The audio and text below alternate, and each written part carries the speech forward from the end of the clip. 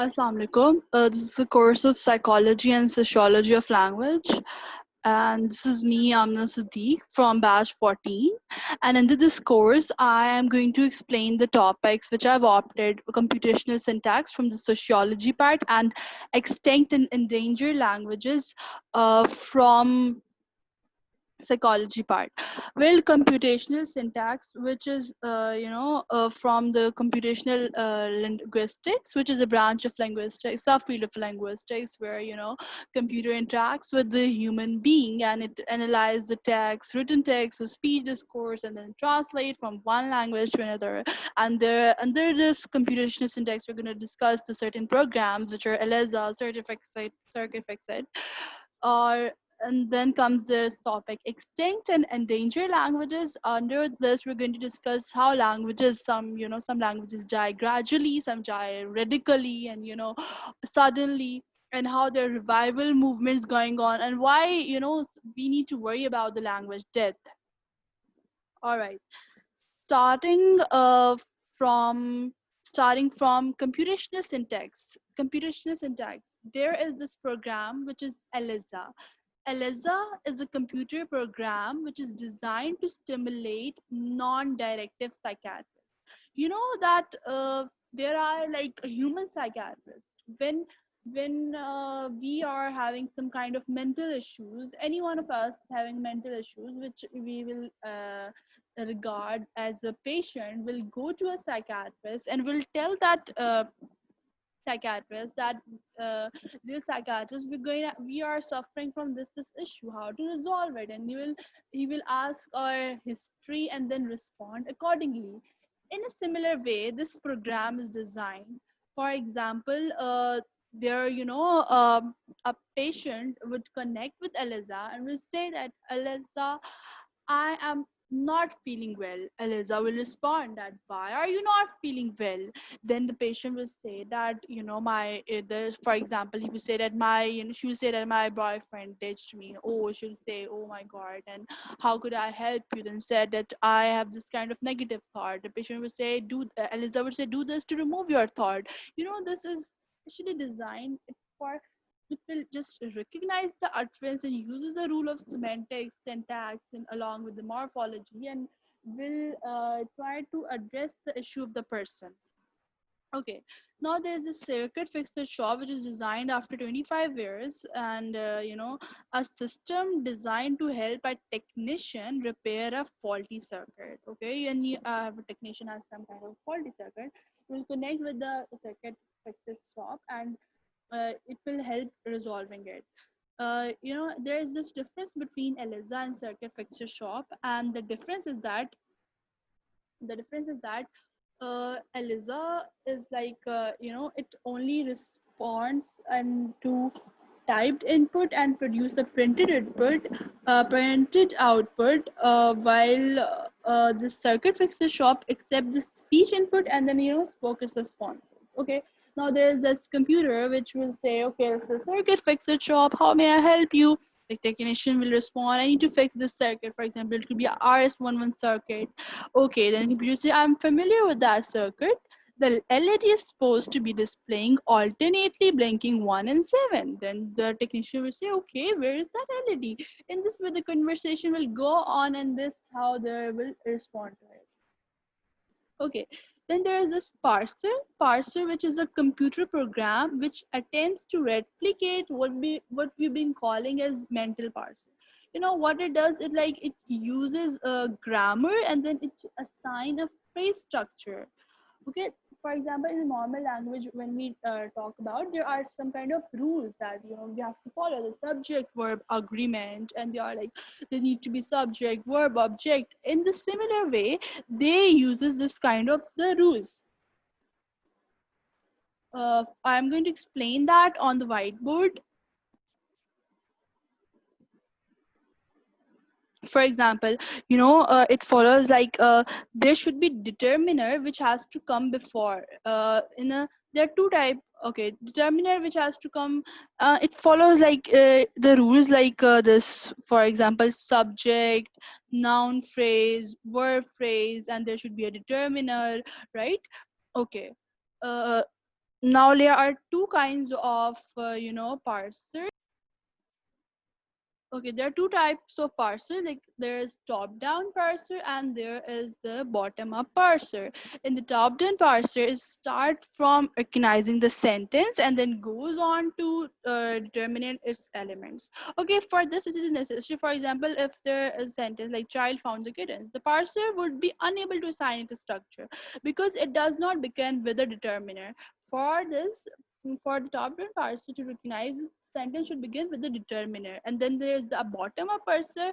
Bottom parser, it first of all recognize the elements. For example, the noun determiner, which is followed by a noun, then the noun phrase, verb phrase, and then finally combine noun phrase and verb phrase to make a sentence, because it's going from bottom to up, from elements to up sentence, and then top down is going from sentence to elements. Okay, now there is this backtracking parser. Okay, now what is the purpose of backtracking parser? Like for example, sometimes parser run into difficulties, like for example, there's a sentence: the little orange rabbit hopped, right?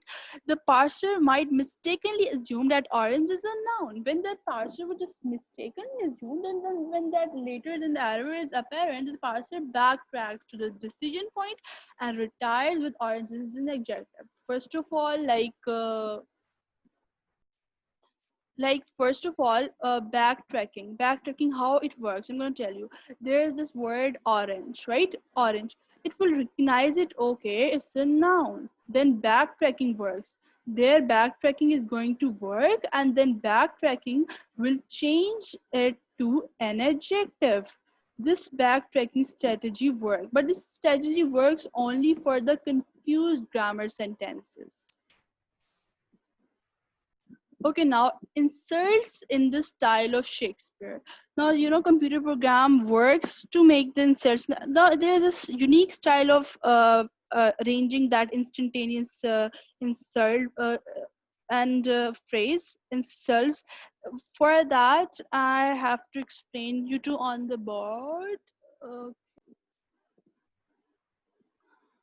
Okay, so for that, if for making a phrase, it will first of all start with simple adjectives, then hyphenated adjectives. It will make the columns and then the nouns, and there will be many, many, many words here, many words here, many words.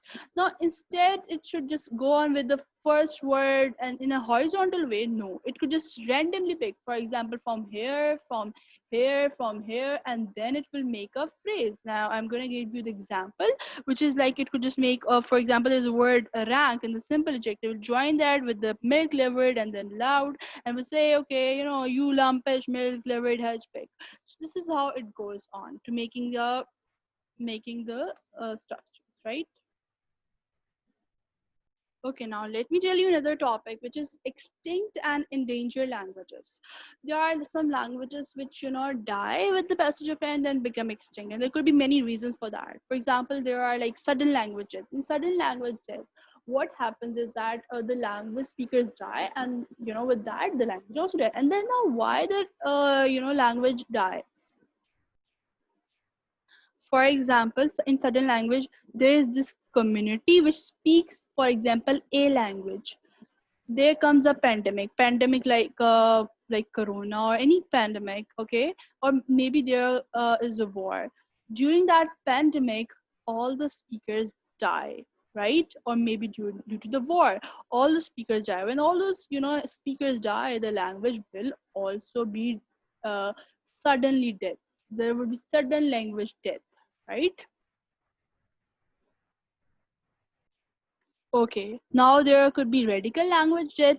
What happens during radical language death? That it could happen due to the political oppression. That people stop speaking. Like recently there was this word Allahu Akbar, which is associated, whose connotation was taken in a terrorism way. The people Muslims that go to foreign countries, they won't speak it because, like, for example, if I'm just going to airport and say Allahu Akbar, oh my God, the person standing beside me, oh, is this? It is a terrorist, So with this fear, people just stop speaking this language, stop speaking this word. Or there could be the languages that are associated with terrorism or bad connotations, and so due to that people would just would not speak it, and this is how language dies radically. And now there is this gradual language death. Okay, and the gradual language death, what happens is that like minority language comes in connection with the dominant language, and when it comes in connection with the dominant language, so people will just, they would prefer to speak something which is dominant. Obviously they want to speak a language that is not dominant, and with generation after generations people will stop speaking, and this language would die, and this language die gradually. Okay, bottom to top language death, it happens like when it is associated with a certain certain language which is only spoken in a certain context. So the Latin language, it disappears after people start speaking after centuries ago. Well, in this this language only be remain confined to us religious sermons or certain events. So due to which there's the death of language from bottom to top. All right, now we are going to discuss that why we need to worry about the language death, because comes the question. Okay, now we need to worry about, because when the language dies, the cultural heritage goes away, the cultural identity goes away. There is this deprivation of indigenous perspective. There's a deprivation, the death, the wipe out of the indigenous knowledge of the world. For that, for that people are working, for the revival movements are going on, the UNESCO is working, the UN are working, they just want to preserve the languages. Okay, for that purpose, okay, there are revival movements that are going on. That language Hebrew, which was used to, the forefathers speak that language, but with the passage of time, it was just only being confined to religious sermons. So Jews wanted to preserve that language. For that purpose, they started speaking and made it the national language of Israel. This is how my this topic also ends, and I hope you have just comprehended what I've tried to speak. Thank you so much. And further, in the end, I would just like to tell that what was my experience about the video. I feel very comfortable doing it. I was able to reflect on my thoughts, because recently we were just only going through procedures we were supposed to write, and that was kind of a little bit monotonous. So it has this video experiment has just broken that monotony, and we are just able to reflect on our thoughts, and I really feel good, and I have that teacher feelings. Okay, so it's done.